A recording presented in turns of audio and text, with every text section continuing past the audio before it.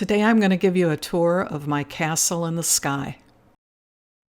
Hi, I'm Graylight May, and I'm addicted to Lego Fortnite. I'm addicted because I love to build things. All I have to do is imagine something like this castle in the sky, and I can build it. I build on top of mountains, I build on the water, I build up hillsides, and once I've built something, I decorate it. And I can decorate it any way I want to, and sometimes they're really fancy, and sometimes they're kind of zen. I just want to make it as comfortable as possible for my villagers. I scout my island to find beautiful settings, sometimes hot and dry, sometimes a little scary, sometimes cold, but always, always beautiful. And everything is rendered in Lego Fortnite's state-of-the-art graphics engine, which means you have realistic lighting and reflections on water, shadows, and the interplay of color and light, making everything I build look magical. My castle is built in the Lost Isles part of the Lego Fortnite map, and it has these flying islands that I'm harnessing to make my castle fly. The building sets I'm using are the Lion Knight's Castle, and that's most of the parts, and then the Halloween Town Hall I used just for the angled walls at the bottom. I discovered these walls when building the foundation for my last project.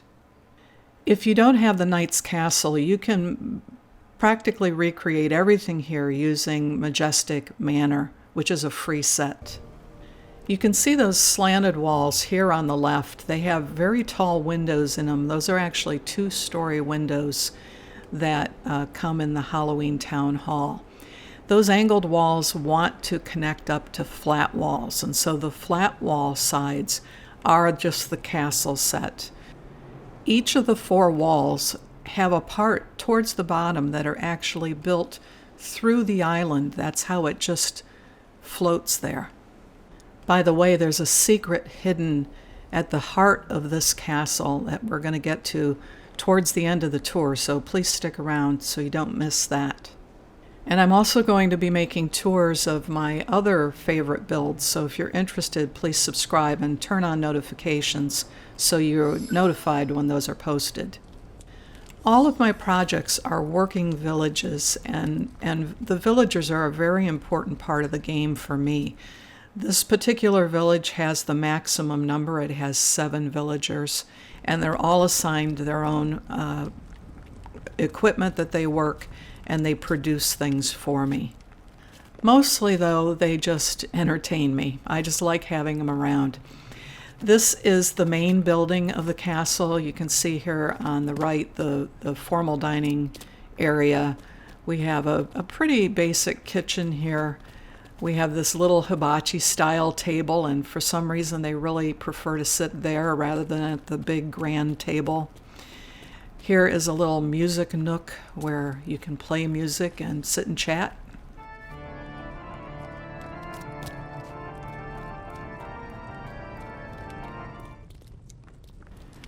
I have some planters here over by the front door, and this is the main seating area with a fireplace. I love designing fireplaces.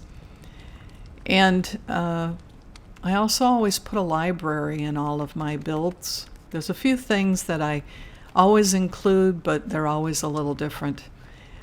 The villagers open doors. For some reason, though, they don't seem to want to close them. So let's go upstairs and see the rest of this main building for the villagers. I chose to do a bunkhouse in this build. Sometimes I give them individual houses, sometimes I put them all together, but this is a bunkhouse. All 7 villagers sleep here. If it were nighttime, those beds would be filled, or most of them. Sometimes one villager sits up all night. If you're new to Lego Fortnite, you might not know that some of these pieces have animations built into them. So everything in this bathroom is a fully functional item, as functional as Lego ever is, I guess. I just really enjoy those kind of details. So back outside here, here's a quiet seating area. Those are Spider-Man comic books on the table. Spider-Man's quite popular here. This is the TV viewing area, and there's a picture of Spider-Man on the wall. This is one of the 2 game rooms. We're going to see the other one in a second. And over here is something I put in all of my builds, and that's a meditation room. And it's interesting because the villagers always just enjoy sitting in here and hanging out. I don't know why I'm so fascinated by the villagers. I actually followed one for a day once just to see what they did, but there you go. Here are just some decorations, and now we're going to go downstairs, but there is a traffic jam on the stairway. So I'm going to try to clear that by moving off to the side and doing an emote. Now when you do emotes, any villager that's within hearing distance of it will come and try to do it with you. So I've managed to pull a couple of them off the stairway here, but I see that most of them are just bouncing the balls on the stairs, so that didn't really work very well. Luckily, I've turned flying on for me. You can change the settings for your world. I always have flying on when I'm building because it's really helpful to building to be able to fly. Now we're out in the courtyard, and this is my hot tub area. It's also a sunning area for the daytime, and it's also quite nice to lay here and look at the stars at night. There are really beautiful night skies in Lego Fortnite. Over on the other end of the courtyard here, I have an arcade.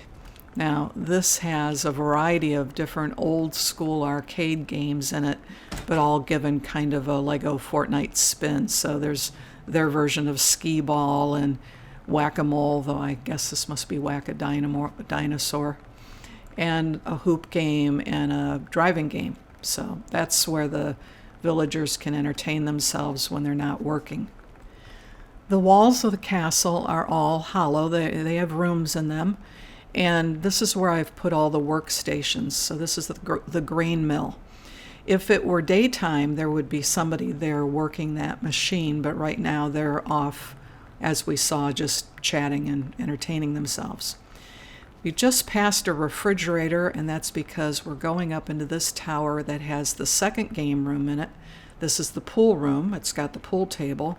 It's kind of a tight fit here, but I'm pretty sure we could make our shots, and there's seating so that people can sit and watch the game and chat. And over here there is a small bar, so you can keep the cold drinks for the bar down here in the refrigerator. The other 3 towers hold guest rooms. So this is the pink room, and I actually do have guests come, and they come and use these beds.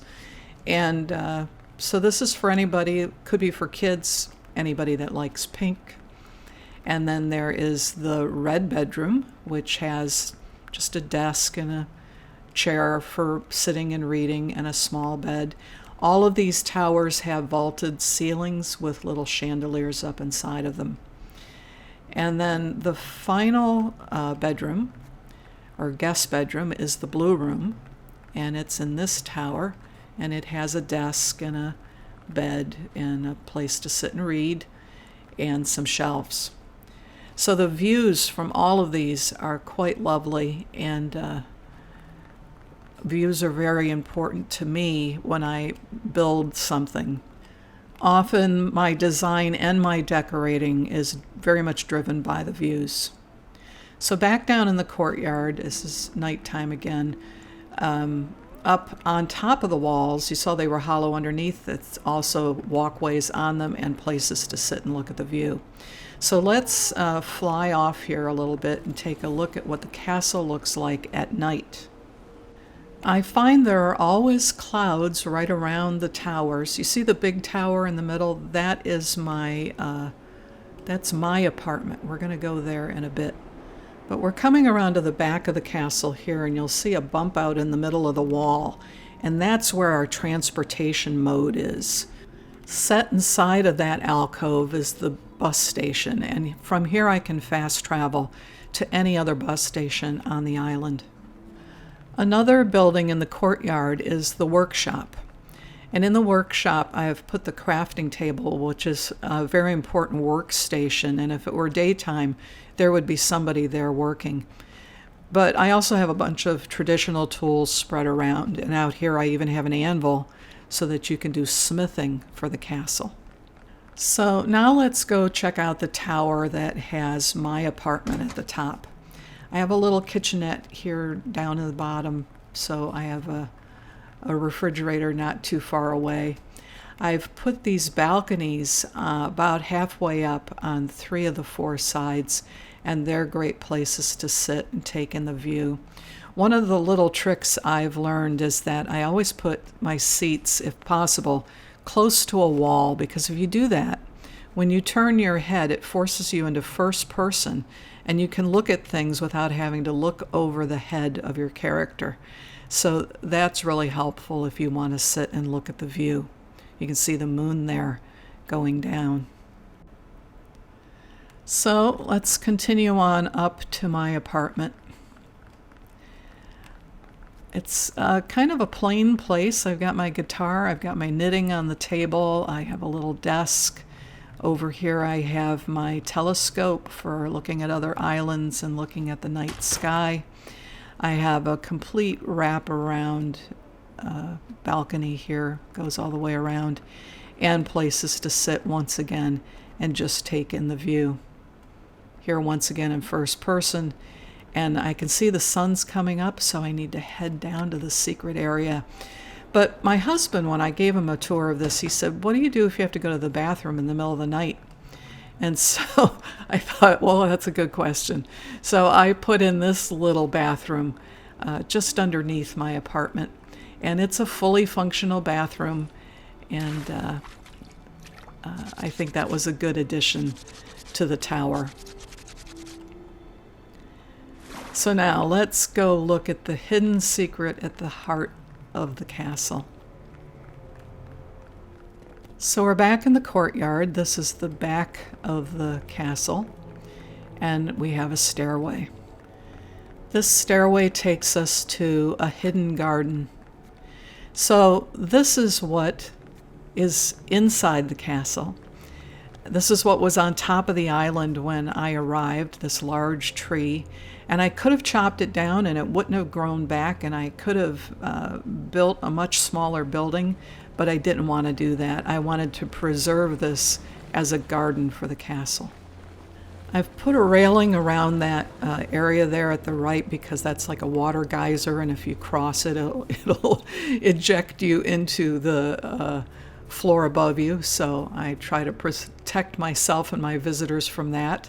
This is the upper level of the hidden garden. I've preserved not only the tree, but the rocks and the gold deposits. And then there's that second level lower down there. You see how the light is coming through the tall windows? That, once again, that amazingly realistic lighting model that you get for free in this free-to-play game, Lego Fortnite. I put some benches around this top level, and then on the lower level here, I have some picnic tables, and this goes all the way around as well. Everything you see here is within the official boundaries of the village, which means that the villagers could come down here. There isn't really something to drive them down here. Don't have their beds or their workstations down here, but they are allowed to come into this area. I didn't want them falling off the edges, but I also didn't want to have to put railings around everything. So what I did is I just underlit the edges so that even when it's dark, it's easy to see where the ground stops and the fall begins.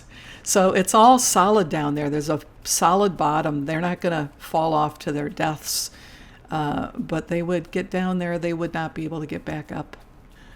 So I want to show you one last thing, but I'm going to have to wait till a little bit later, till the sun moves lower in the sky. So I'm going to sit in this chair and wait for just a bit. I've read that a Lego Fortnite day is 15 minutes long. I haven't actually timed that, though, so I don't know if it's true. But it doesn't take long before it's the end of the day here, and now the light is on the other side of the building coming through the small windows. And you see how the big slats that we saw before are now transformed into this grid of dots, which is the light coming through the small windows. And then you can even stand and watch those move across the ground as the sun moves in the sky. I even sometimes try to stand in one of these circles and see if I can figure out what window the light's coming through. And there it is.